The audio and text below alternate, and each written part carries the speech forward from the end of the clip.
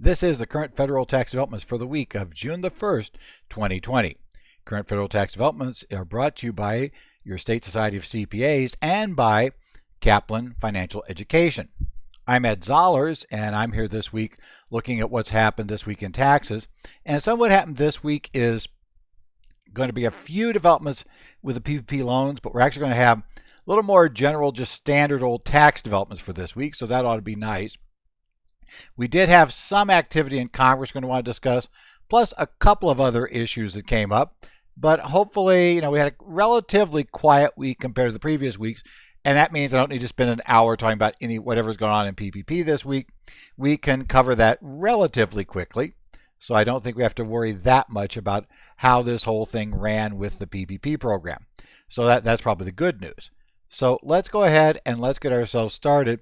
And what we're going to first do is take a look at what happened in the payroll protection or paycheck protection program loan program this week.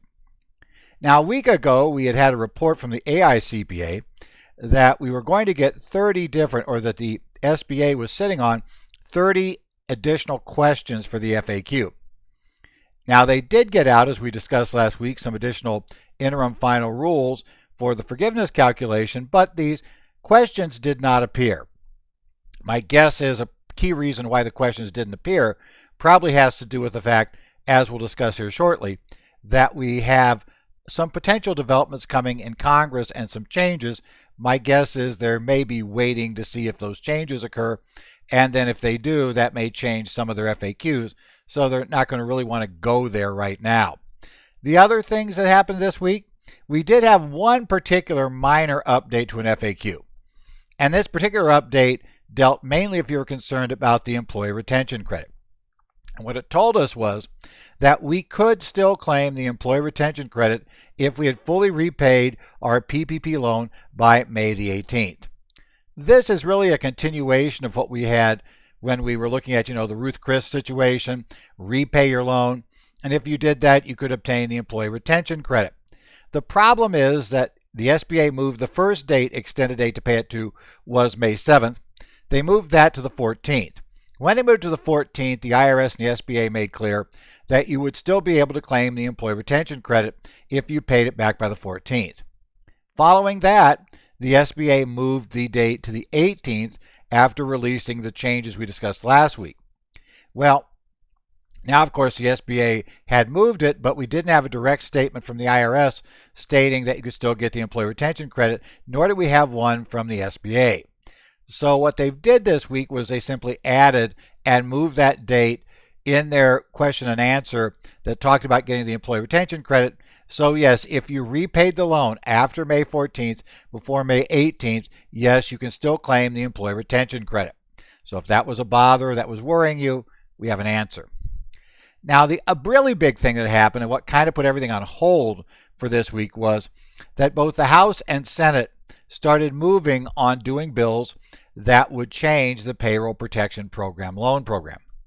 In the Senate is where we saw the first action, and there a proposed bill came up just as they were getting ready to adjourn. And it got introduced but not voted on.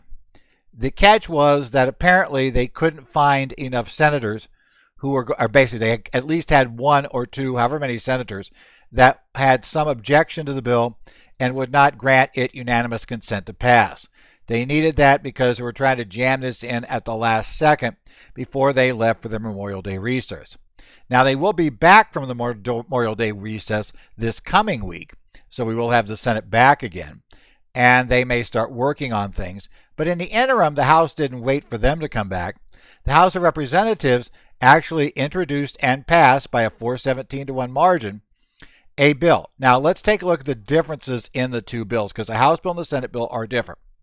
The Senate bill would extend the repayment period to 16 weeks, while the House bill would extend it to 24 weeks.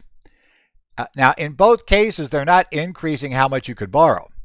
So bottom line is we're going to have to watch and see how the drafting goes, but apparently you would still have to maintain your FTEs or full-time equivalents and still have to have a no decrease in payroll now for 16 or potentially 24 weeks.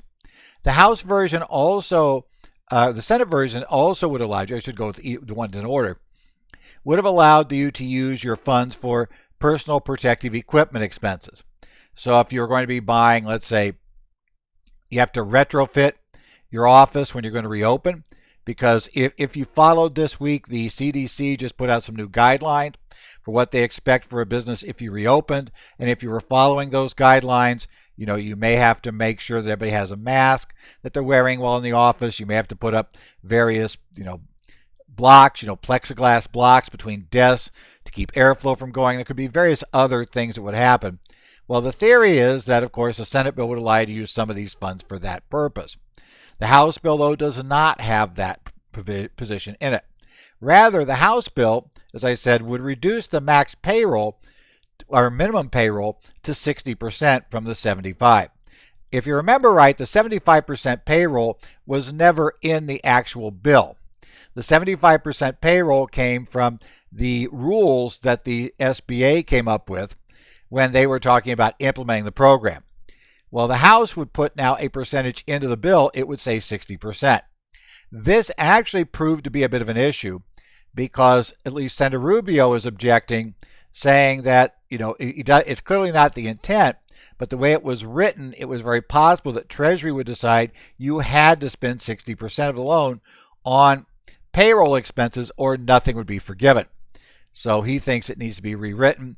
Therefore, that kind of killed the idea of the House coming or the Senate coming back and just unanimously consenting to it. It also would add some special rules that would give relief from not getting forgiveness if a business was unable to reopen, unable to bring its employees back for various reasons. For instance, it talks specifically about maybe you're a restaurant and the state in question said you could bring people back, but you could only have 1/4 of the tables filled. I remember seeing this week the governor of Texas has said, hey, outdoor sporting events are okay now, but you can only have 25% capacity. Obviously, it's a little tough. You're not going to bring in as many people with 25% of capacity. Your concession stands can be a lot smaller, fewer staffed, if you have only 1/4 of the people allowed in the facility that are normally there. So it could be that under those sorts of rules, the social distancing rules and other limitations, that it might prove impossible to bring the employees back. So the House would add some special relief that would let you do that. Now, of course, where we stand right now is the House has passed a bill overwhelmingly. That does put pressure on the Senate. At 417 to 1, obviously there was nothing so objectionable in the bill that anybody except Representative Massey of Kentucky felt that they should vote no on the bill. And I suspect he's just voting no because, he was against the concept from the beginning. So bottom line, we basically had it virtually unanimously out of the House. But it does mean that the Senate will probably come back. My guess will be this week. They will come back. The Senate may very well propose they could just pass their bill and then go to conference, or they could end up, just trying to make some minor tweaks to the House bill, officially go to conference. But obviously, you can skip conference if the House will just pass what the Senate passed. So bottom line, we may see a bill later this week. If we do, there may be changes to the PPP loan program. Well, that's where we stand. So let's go ahead and move on to our standard developments this week. And this week we got, again, the IRS loves the website, loves frequently asked questions. We got some new questions and answers about NOL carrybacks of C Corporation. And the problem with it is, that, and this went up on the 27th, is that we now are having losses, NOLs, and they're coming from years 2018, 2019, 2020, where the corporate AMT did not exist. Now, under the Tax Cuts and Jobs Act, this wasn't a problem because we never could carry back from those years.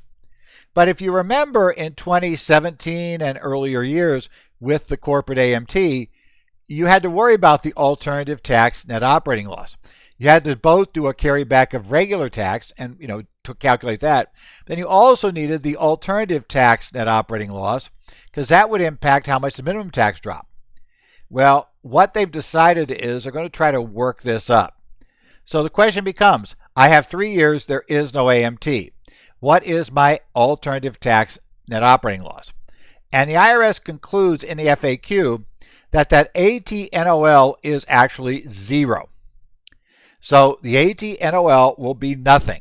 So when you carry back to those earlier years, you're going to take an NOL back, and you're going to have, for alternative minimum tax purposes, you're going to add back the regular NOL you took from that year, but you're not going to subtract any other NOL.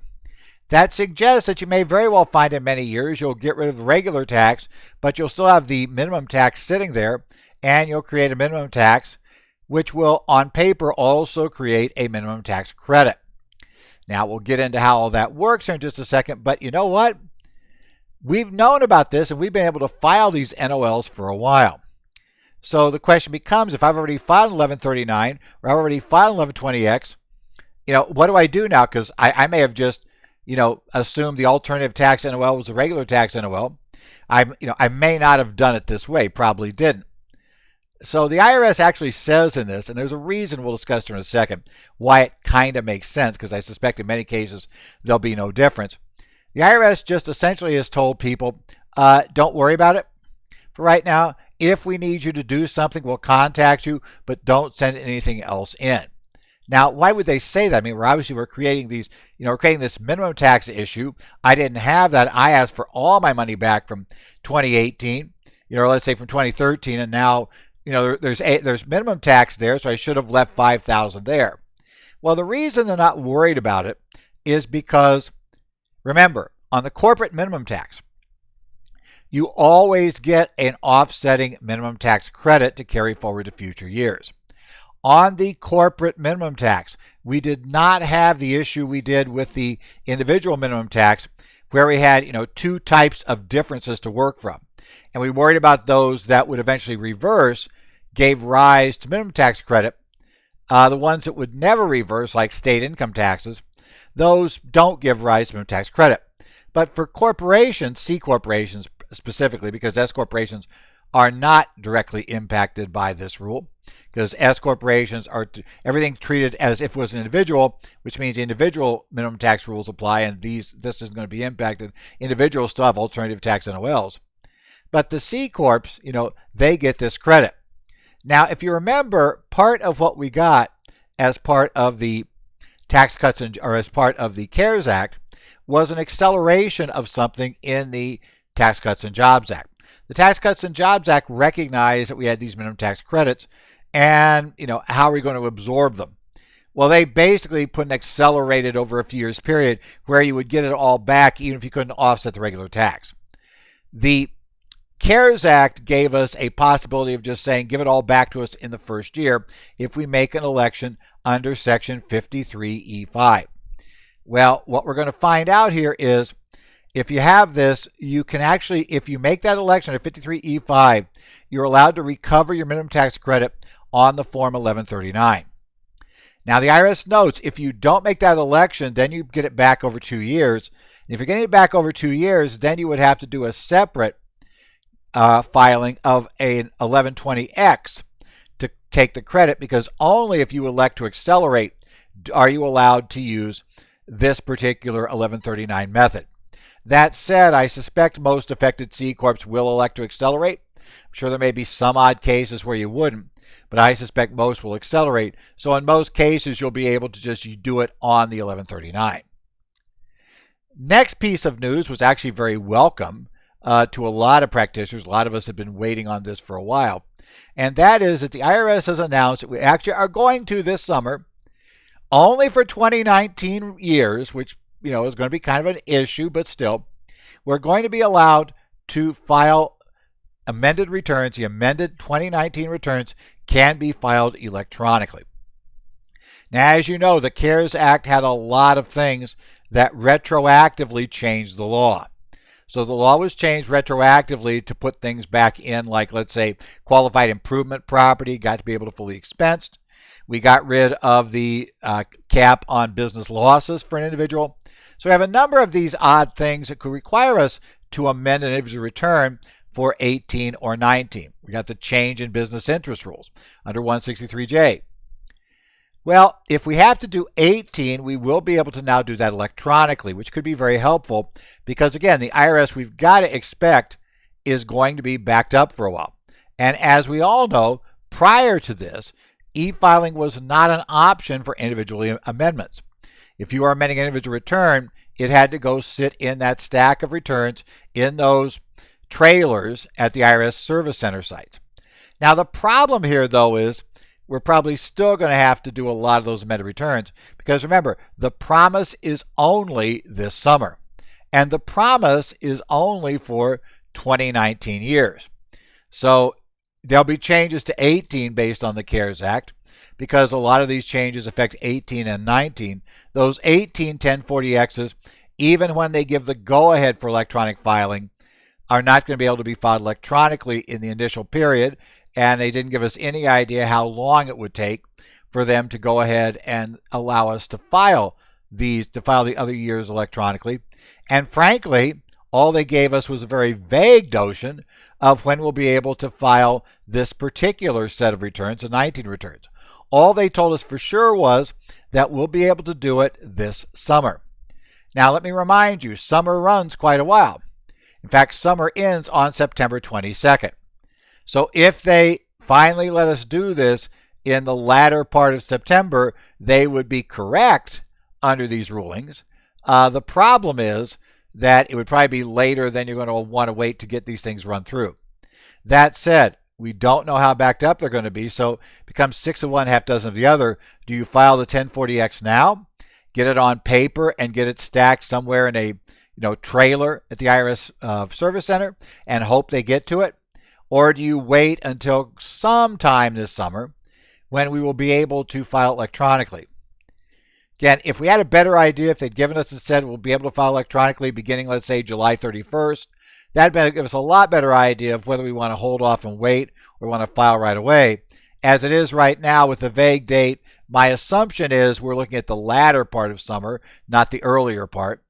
And because of that, I would probably, if I had an amended return right now, I'd still file the paper version because who knows, we may get to later this year and they'll say, well, we had more trouble. Obviously, they're not ready to do it now.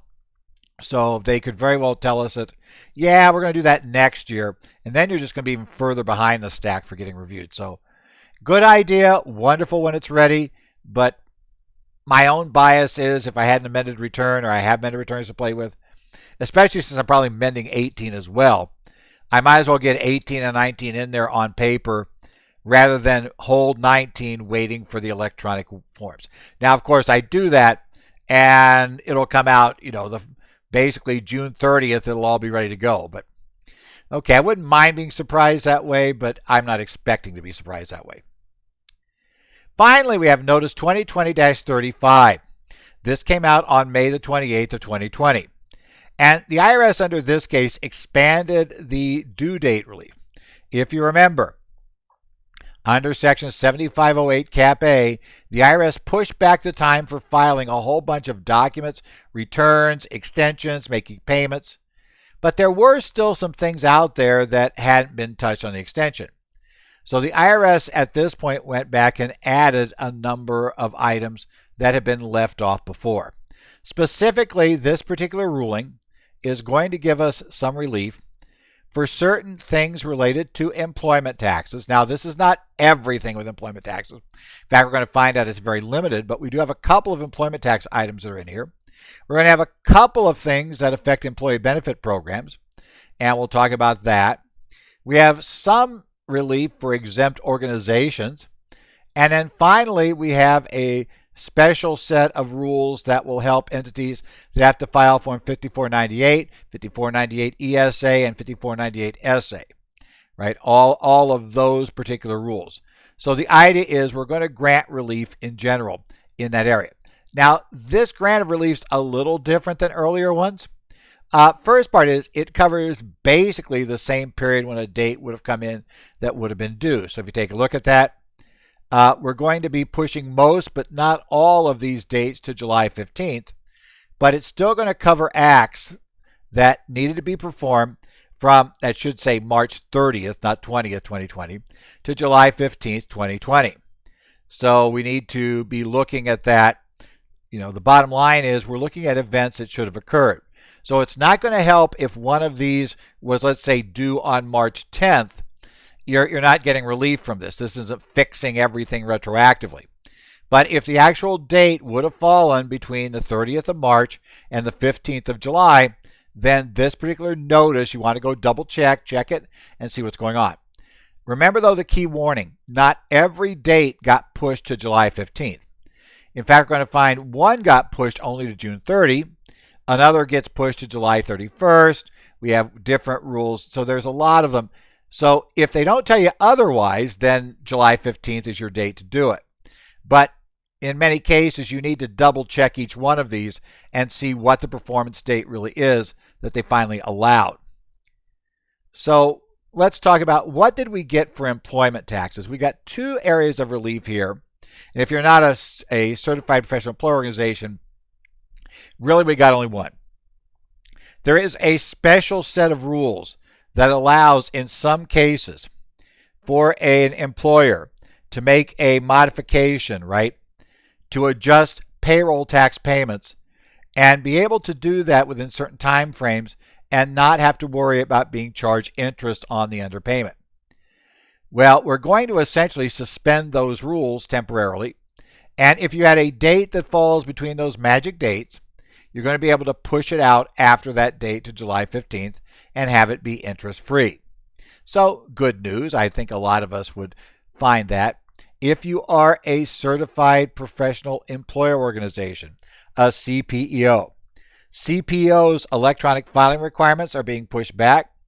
In essence, you don't have to do it electronically.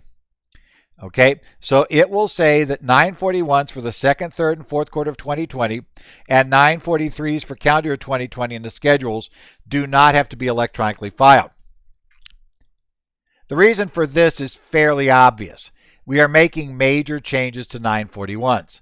My guess is the IRS itself is not even sure if they'll be able to get electronic versions up and running of these forms, and they certainly aren't sure that then the software, the payroll organization, will be able to get their software updated.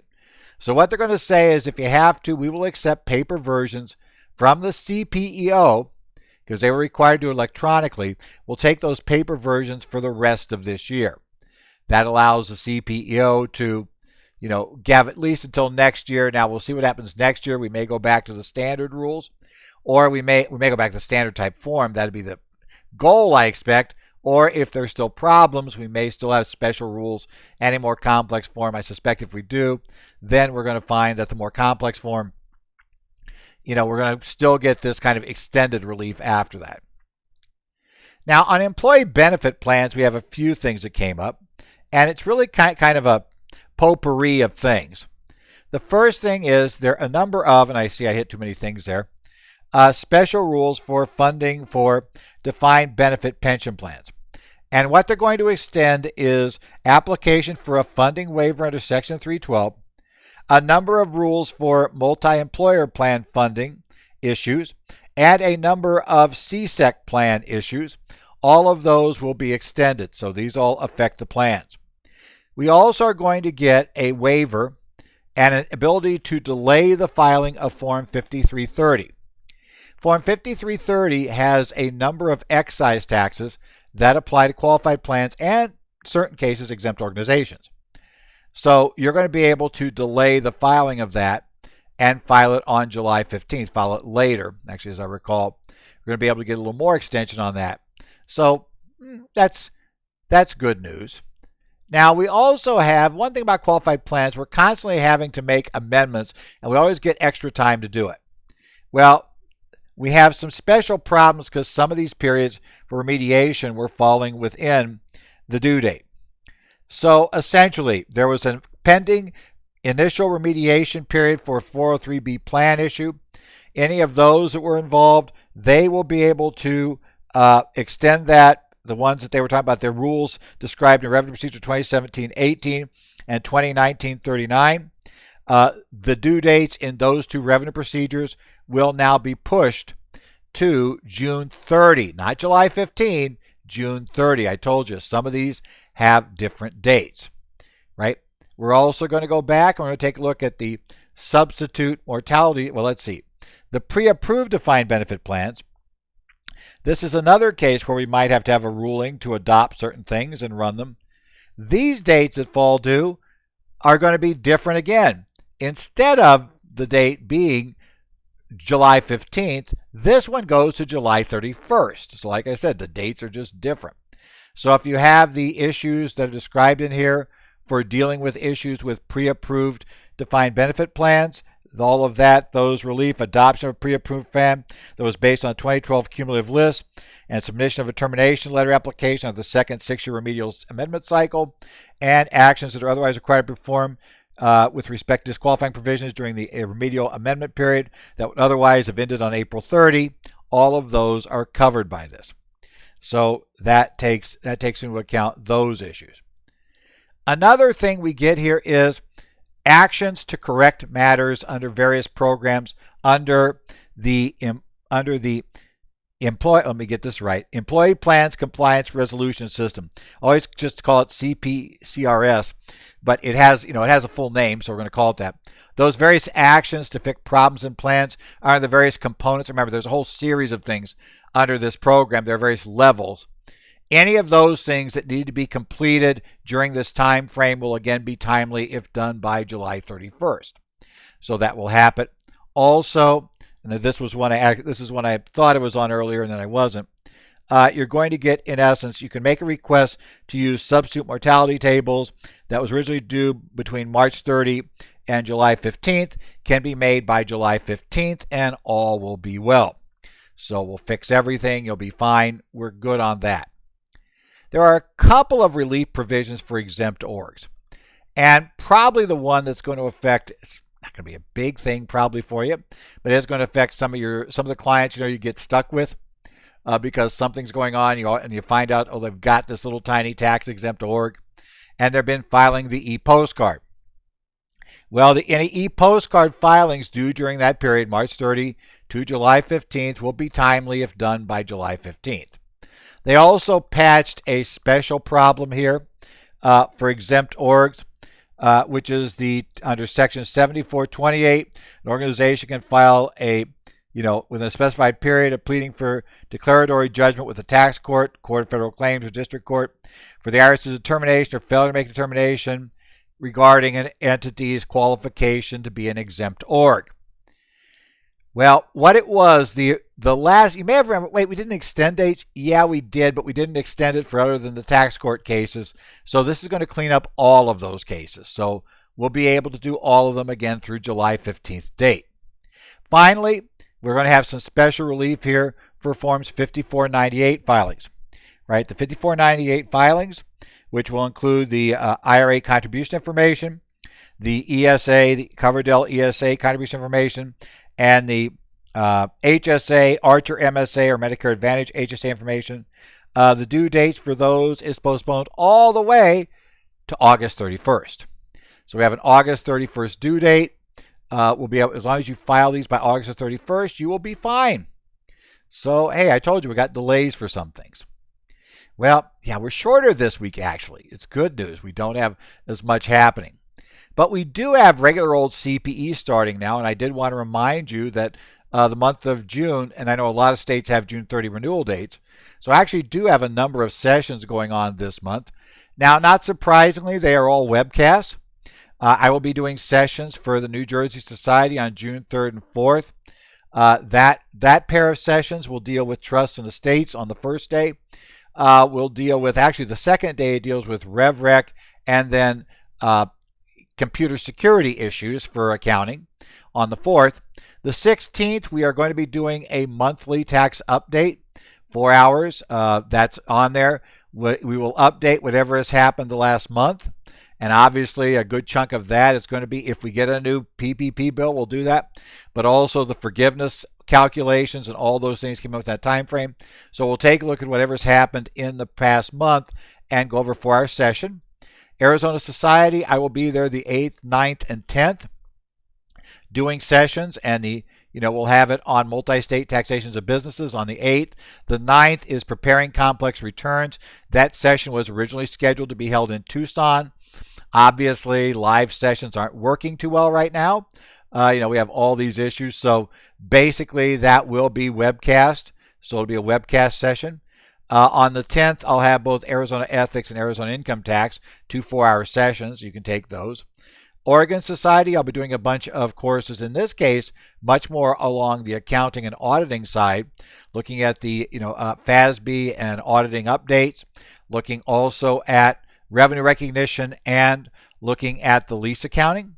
At the Illinois CPA Society, I will be doing yet another COVID-19 tax update. That'll be June 23rd, picking up whatever we have to that date. So if you're a member of any of those societies, no matter where you are, we are in the world, I guess, we can do this webcast. You just be on a weird time zone. You can go ahead and pick those courses up. They are all webcasts. The details for signing up are at the individual state societies, so make sure you go there to find out. But we're going to be doing a bunch of those, and yeah, things are getting underway for continuing education. So this has been the current federal tax developments for the week of basically June the 1st, 2020. You can catch up with us online at currentfederaltaxdevelopments.com. If we do get a new bill, I'll probably mention it there, shall we say. I'll also mention it in my Twitter feed, so you can follow me at @EdZollers on Twitter. If you have questions, edzollers at currentfederaltaxdevelopments.com. I do discussions on Reddit at reddit.com/taxpros.